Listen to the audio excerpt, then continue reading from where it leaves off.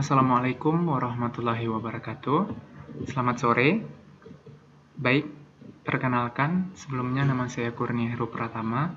Saya dari jurusan Fisika, Prodi Pendidikan Fisika, Fakultas Matematika dan Ilmu Pengetahuan Alam Universitas Negeri Padang.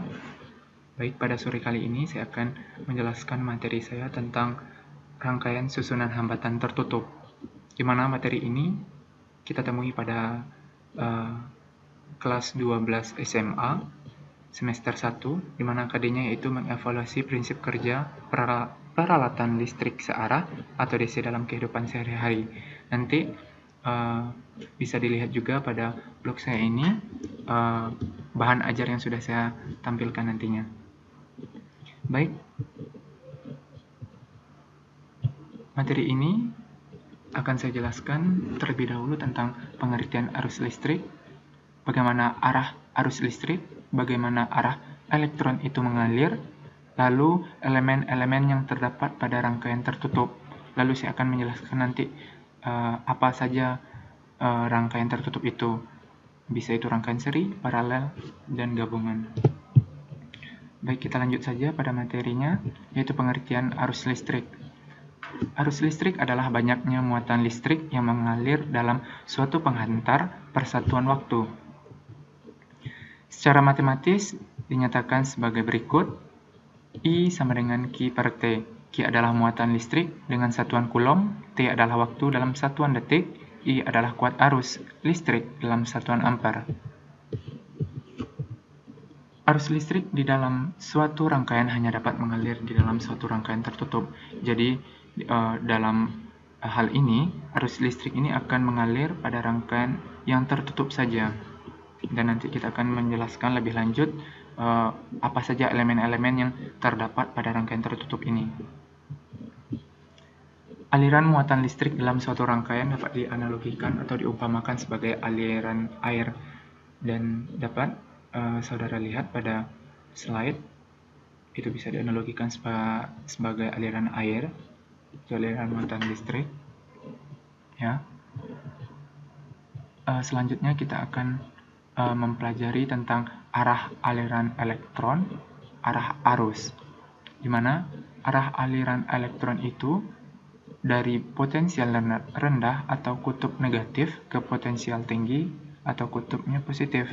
Jadi aliran elektron ini mengalir dari potensialnya yang rendah ke potensialnya yang tinggi, itu merupakan arah aliran elektron.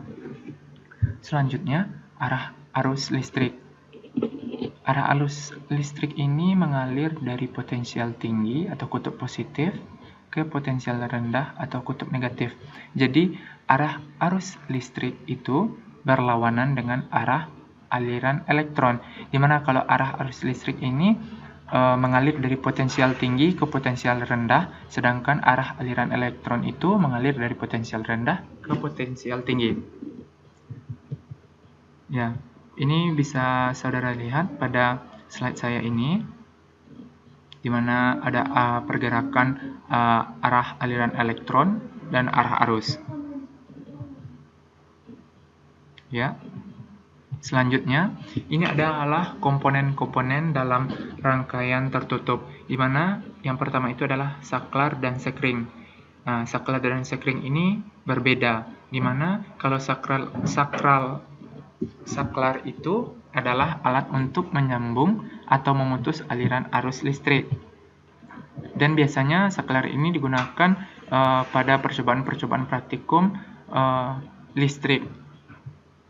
Selanjutnya yaitu sekring. Sekring adalah alat untuk membatasi kuat arus listrik maksimum yang mengalir. Jika arus listrik yang mengalir pada sekring ini melebihi arus listrik maksimum, maka sekring itu akan terbakar. Dan ini pada slide ada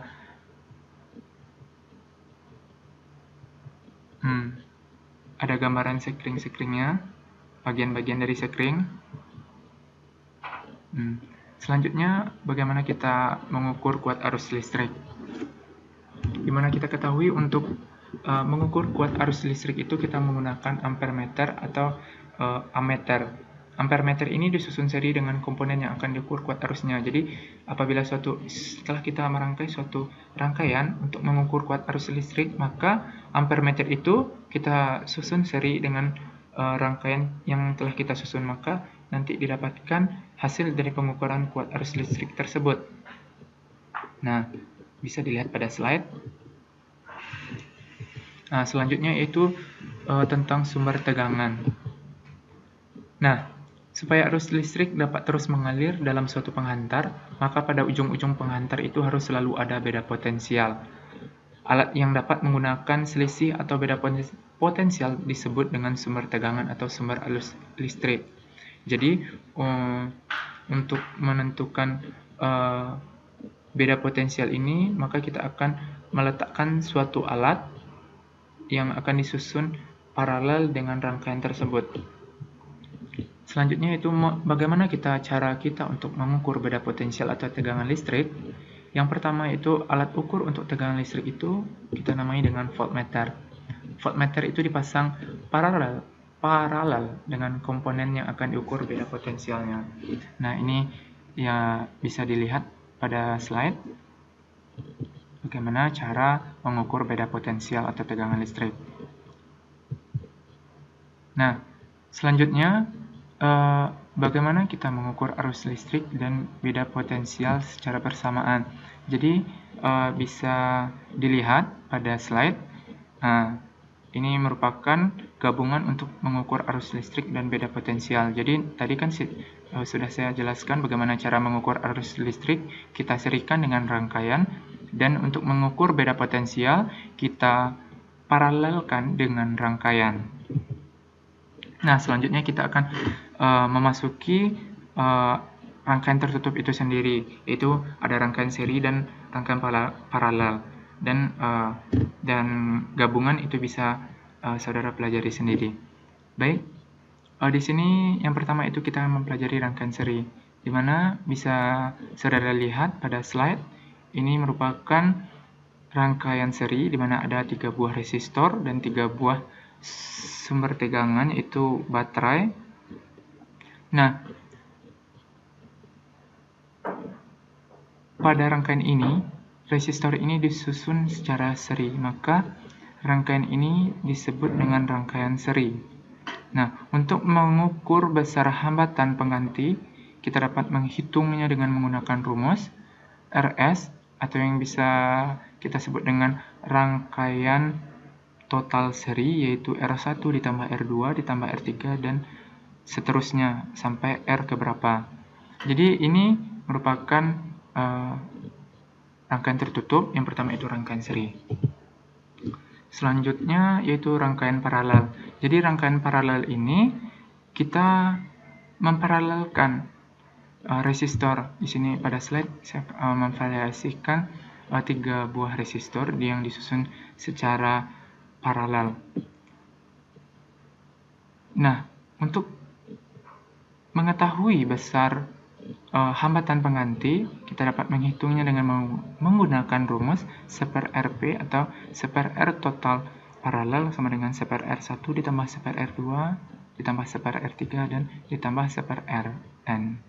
Dan ini merupakan rangkaian paralel. Untuk rangkaian gabungan, nanti saudara bisa memvariasikannya, ada seri, ada paralel, dan kita bisa menggunakan besar hambatan pengganti yang sudah saya jelaskan tadi. Untuk rangkaian paralel bagaimana, untuk rangkaian seri bagaimana, nanti digabungkan, itu merupakan menjadi rangkaian gabungan, dan kita bisa menentukan besar hambatan pengganti untuk rangkaian gabungan. Itu merupakan